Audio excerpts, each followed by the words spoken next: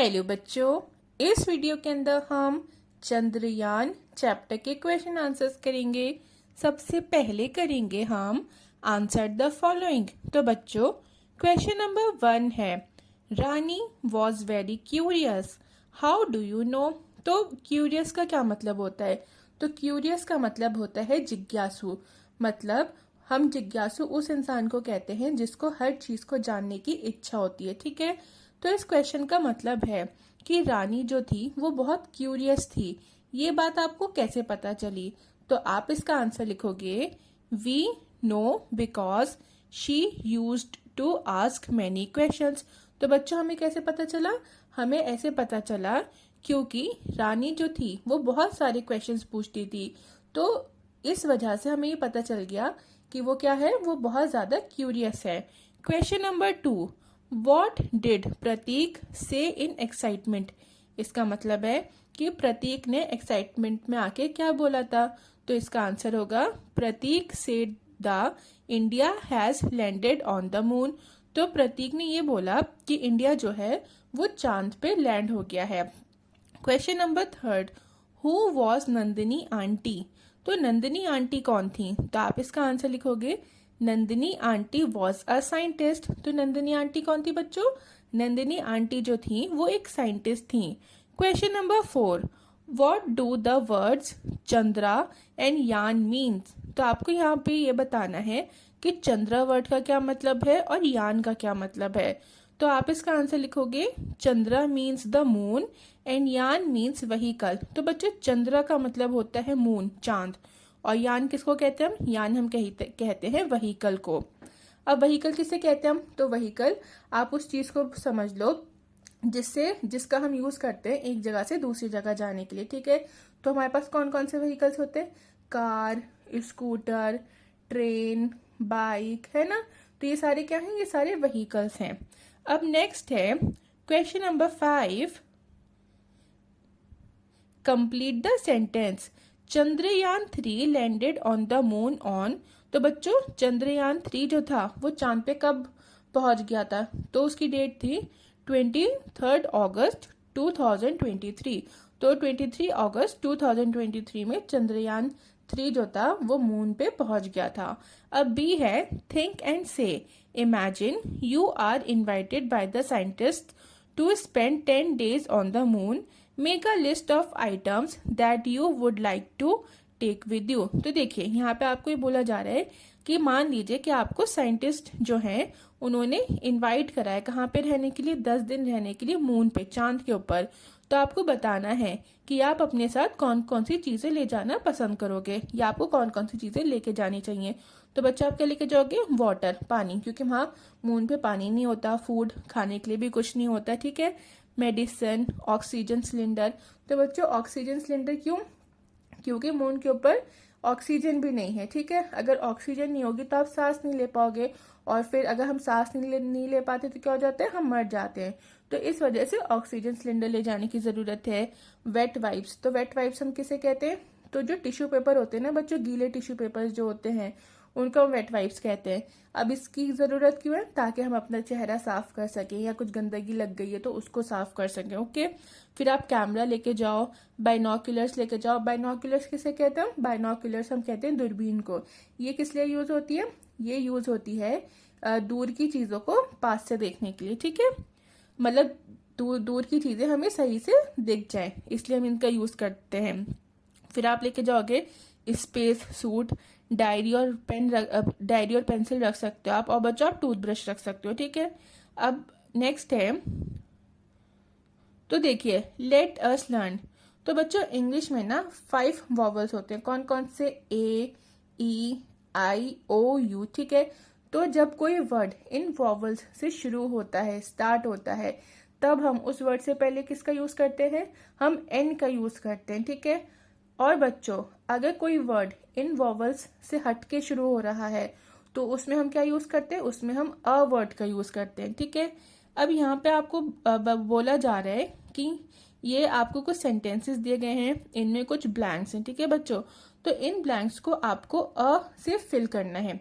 तो आपका ये हो जाएगा, आपका फर्स्ट सेंटेंस हो जाएगा, a dog is barking at the postman. तो डॉग क्या कर रहा है, डॉग जो है वो डाकिये के ऊपर भौंक रहा है। तो बच्चों हमने डॉग से पहले आ क्यों यूज करा है, क्योंकि डी जो है वो वॉवल नहीं है। सेकंड हो जाएगा my mother gives chapatis to a cow every day. मेरी ममा जो है वो गाय को रोज क्या देती हैं, रोटी देती हैं खाने के लिए।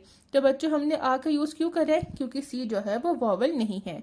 फिर है third, in summers a sparrow builds its nest on the mango tree near our house. तो इसका मतलब है कि गर्मियों के टाइम में क्या होता है कि जो हमारे घर के पास आम का पेड़ है ना, उसके ऊपर चिड़िया क्या करती हैं, अपना घोंसला बना लेती हैं।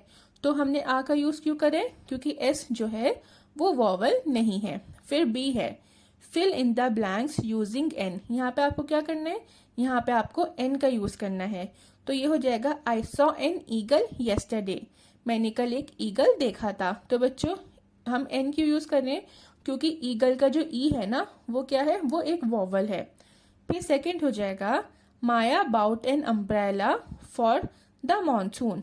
तो माया ने क्या खरीदा, माया ने बरसात के मौसम के लिए एक अम्ब्रेला खरीदी। तो हम एन क्यों यूज कर रहे हैं, क्योंकि यू हमारा जो है वो वॉवल है, अम्ब्रेला का यू वॉवल है। फिर थर्ड हो जाएगा an ice cream man brings his cart in the evenings.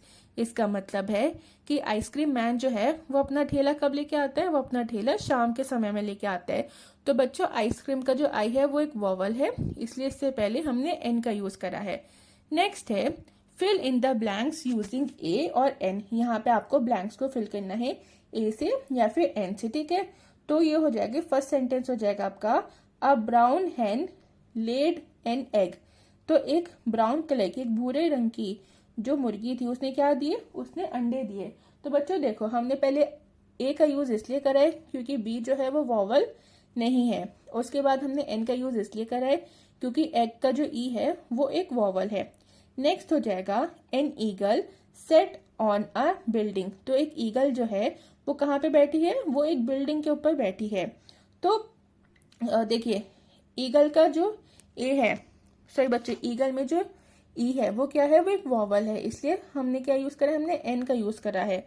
और फिर बिल्डिंग का जो बी है वो क्या है, वो वॉवल नहीं है, तो इसलिए हमने ए का यूज करा है। फिर थर्ड हो जाएगा Mary ate an apricot a chikoo and an orange. तो बच्चों एप्रिकॉट में ए है तो हम क्या यूज करेंगे, एन यूज करेंगे। चीकू में सी जो है वो वॉवल नहीं होता है ना, और ओ जो है वो भी वॉवल होता है, तो ऑरेंज से पहले हम एन का यूज करेंगे। अब नेक्स्ट है let us write fill in the blanks by forming words using S K, S W, S P and S T. तो बच्चों यहाँ पे आपको क्या करना है, यहाँ पे आपको ब्लैंक्स को फिल करना है। किस किस से, तो देखो आप एस के का यूज कर सकते हो, एस डब्ल्यू का यूज कर सकते हो, एस पी का यूज कर सकते हो और एस टी, ठीक है। इन चारों में से आप जो है आपको सही का यूज करते हुए न्यू वर्ड्स को बनाना है, मतलब आपको बताने की यहाँ पे कौन सा वर्ड बनेगा। तो फर्स्ट हो जाएगा there are swings in the park. तो पार्क में क्या है, पार्क में झूले हैं, ठीक है। कौन से वाले, जो जो देखिए स्विंग हम किस झूले को कहते हैं बच्चों, जो पहले आगे जाते हैं और फिर पीछे जाते हैं, ठीक है। अब नेक्स्ट है the children throw stones in the river, ठीक है। तो हम यहाँ पे क्या लगा रहे हैं, हम यहाँ पे एस टी लगा रहे हैं, तो ये हो जाता है स्टोन्स। इसका मतलब है कि बच्चे जो हैं वो रिवर के अंदर क्या फेंक रहे हैं, पत्थर फेंक रहे हैं। थर्ड हो जाएगा आपका आई नीड अ, यहाँ पे आप लगा दो एस पी, स्पून हो जाएगा ये, ठीक है। I need a spoon and a bowl for soup. तो मुझे क्या चाहिए, मुझे एक चम्मच चाहिए और एक कटोरी चाहिए, किसके लिए, सूप पीने के लिए। नेक्स्ट है हैव यू हर्ड द, फिर आप यहाँ लगा दो एस टी, तो ये हो जाएगा story of the boy who cried wolf, ठीक है। अब नेक्स्ट है द ब्लू, फिर यहाँ पे आप लगा दो एस के, तो ये हो जाएगा skirt matched with the pink shirt. इसका मतलब हो गया कि ब्लू स्कर्ट जो है वो किसके साथ मैच कर रही है, वो पिंक शर्ट के साथ मैच कर रही है।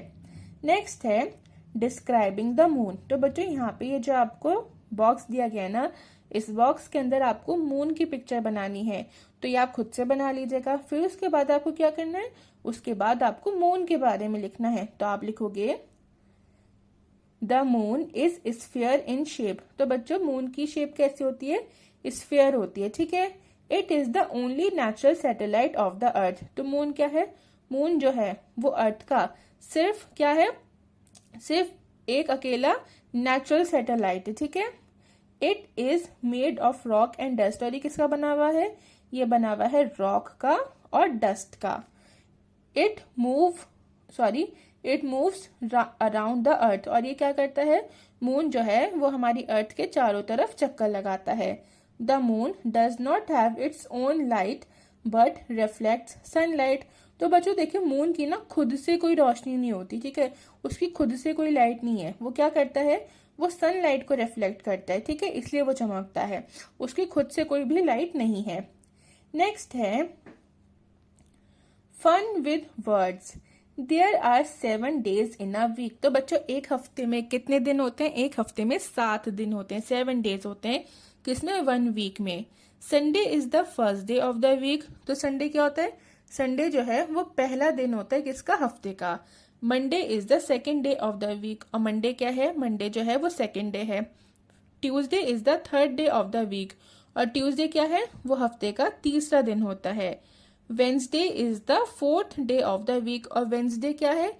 वेंसडे है बच्चों हफ्ते का चौथा दिन, fourth day. Thursday is the fifth day of the week. तो थर्सडे क्या है? थर्सडे जो है वो पांचवा दिन है, फिफ्थ डे है। Friday is the sixth day of the week. और फ्राइडे क्या है? फ्राइडे जो है वो छठा दिन है, सिक्स्थ डे है। Saturday is the seventh day of the week. और सैटरडे क्या है? सैटरडे जो है वो हफ्ते का 7वां दिन है। तो बच्चों एक हफ्ते में कितने दिन होते हैं? एक हफ्ते में हमारे 7 दिन होते हैं। 7 days होते हैं 1 week के अंदर, ओके। तो देखिए अब यहाँ पे आपको डेज दिए गए हैं, आपको बताना है कि ये कौन कौन से डे होते हैं, ठीक है।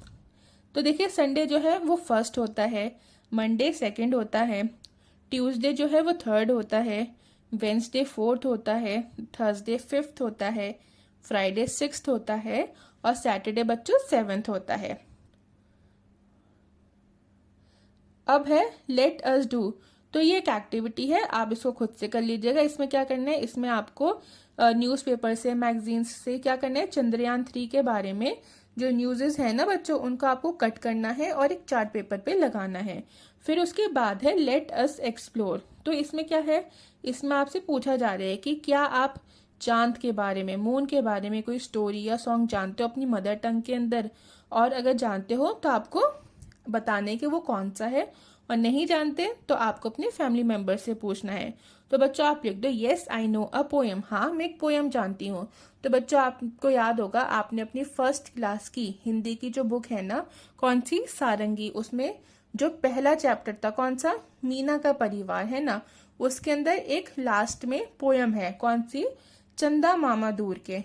तो ये पोएम क्या है? ये पोएम जो है वो चांद के बारे में है। और हिंदी क्या है? हिंदी हमारी मदर टंग है ना। तो ज्यादातर लोगों की मदर टंग क्या है? हिंदी है। तो चंदा मामा दूर के ये कविता भी हिंदी के ही अंदर है।